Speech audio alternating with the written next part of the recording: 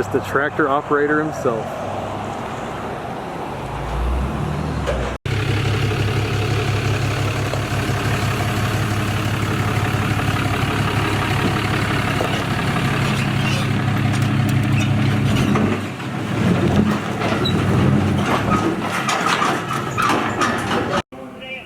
Can you go ahead and order it, and I'll bring these back and swap them out for that one? Awesome, thank you so much. All right. Love you.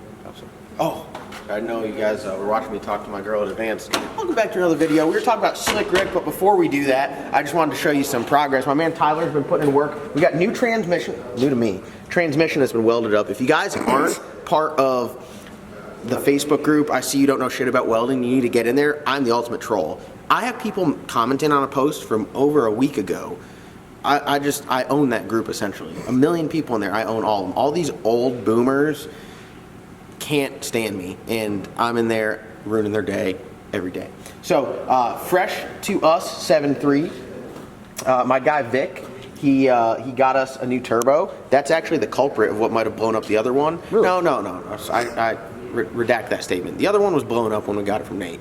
It was down a couple cylinders. It was hurt. It wasn't. It was hurt. It was a 7.3. Well, I got Ant calling me. Did Ant hit something? Ant's got my 40-foot deck over right now. Let's see. Yo. My man Vic hooked me up with a good ass turbo. Before, I think we had a bad turbo. So this is different than the one that was on this truck previous? This was the turbo that we put on right before we blew it up. So when we got the truck, it had 2 dead holes, and then we put a new turbo, a new set of injectors in there, and it kaputs the whole thing. So we got a parts truck, which is ended up going to be a build because we're gonna rebuild the other 7.3.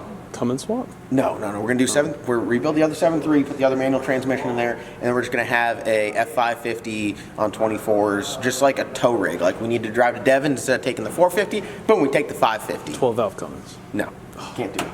So shout out to Tyler making progress. Look, we got this bay open back up. We got a fresh water pump. This turbo, I have to talk to my guy Vic. Dude, he hooks it up. This turbo's in really good condition, but we'll send it back to him probably for a health check. I mean, no one's going to need a fresh one. And then we got a fresh set of injectors also. So we got some of the guys getting back from the storm, dropping off some tractors.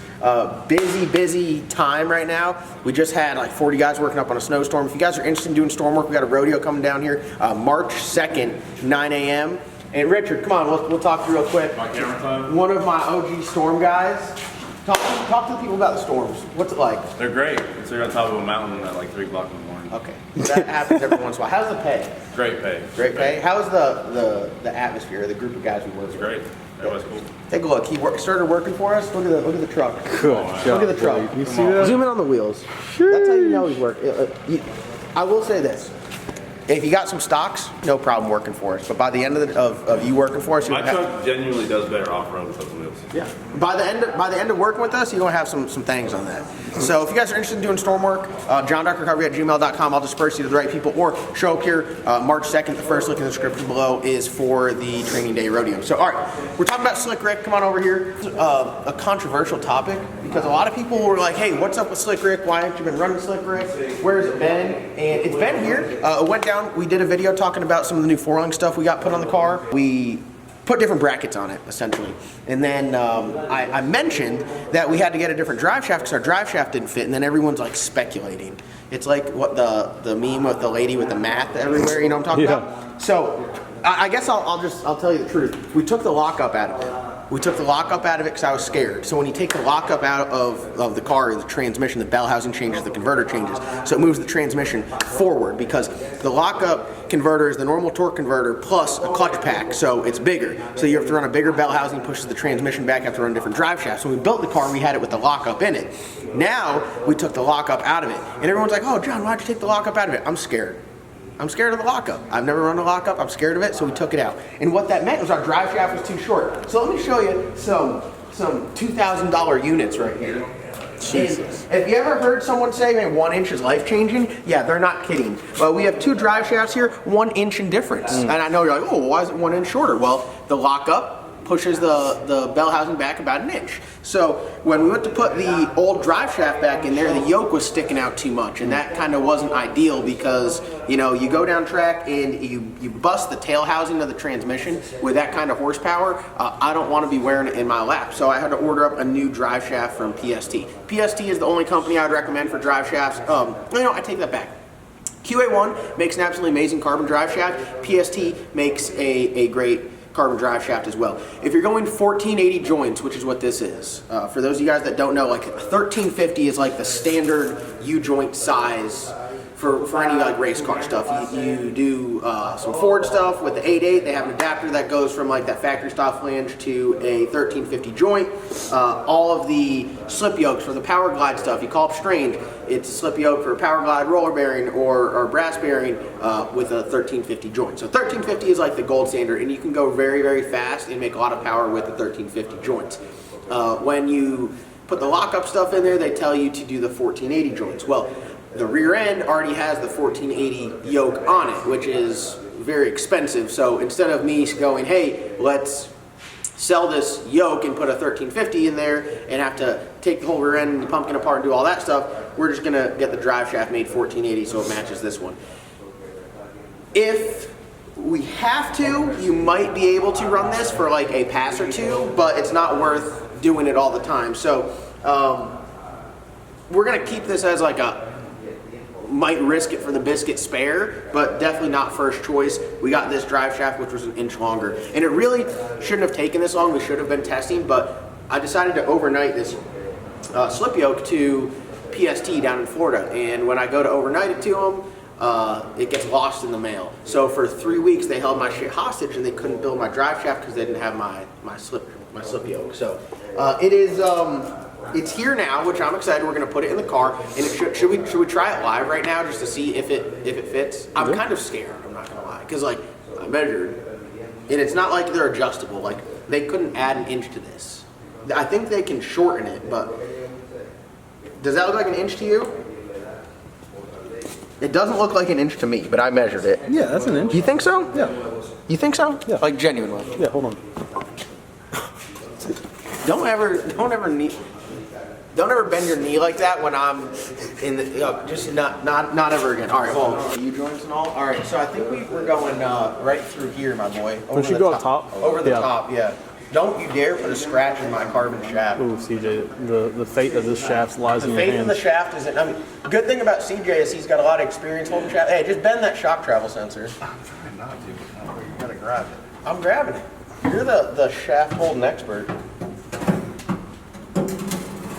It sounds like it's scratching Listen to it. it. I think that's on your side, John, not CJ's. Yeah, that's definitely, he's hot liable for that. All right, come on. I gotta thread the needle over here with the yoke. I'm stuck. I hope it fits. What am I stuck on, bro? I don't know. Try wiggling it. Oh, here you are. Here. Go back just a hair. Oh yeah. Oh yeah. All right, no. All right, hold on. Ooh. Can you twist it that way? Keep twisting. Keep twisting. Keep twisting. Keep twisting. All right, there you go. All right, I think I got you lined up. Don't like cram it in there because my hand will get pinched, but see if it like has any forward motion. No. See, I normally do that back part, but I'm gonna lose my whole hand here. All right, try to twist it side to side a little bit. Try to get the splines lined up. Oh, There we go. oh, We're in there now. oh yeah. Oh, you still got your fingers? Oh, I think we're perfect length. Oh yeah. Oh, transmission's in park. You gotta turn the yoke.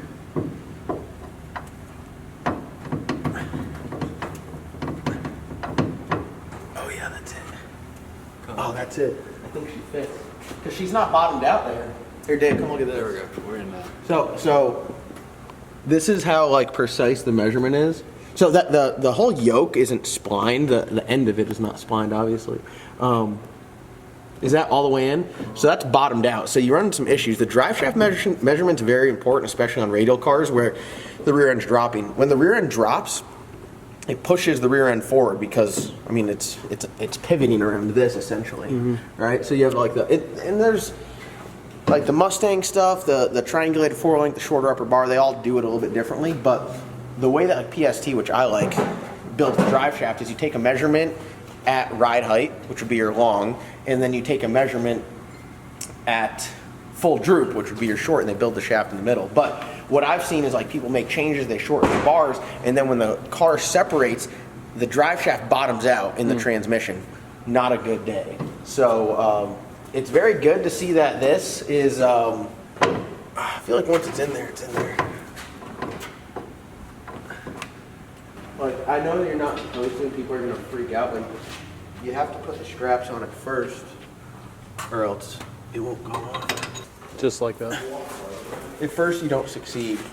Just try again. Oh, dude, this shit, I couldn't tell you how bricked up I am right now. We just gotta tighten this, and then we're good to go. Change fluids, nut and bolt the car, and we're ready to go testing. What size yoke do you think that is?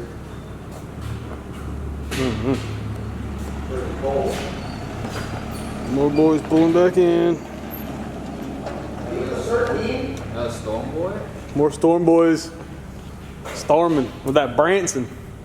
That dang Branson. Force on that thing? Yeah, I yeah. work Storm. She's tough. Forces, some Alcoas. Yeah, I'm not gonna lie. I got KG1s. David's truck was good. Dave's got fuels. I mean, I don't know what happened there. Yeah, I mean, hey, they're a good deal.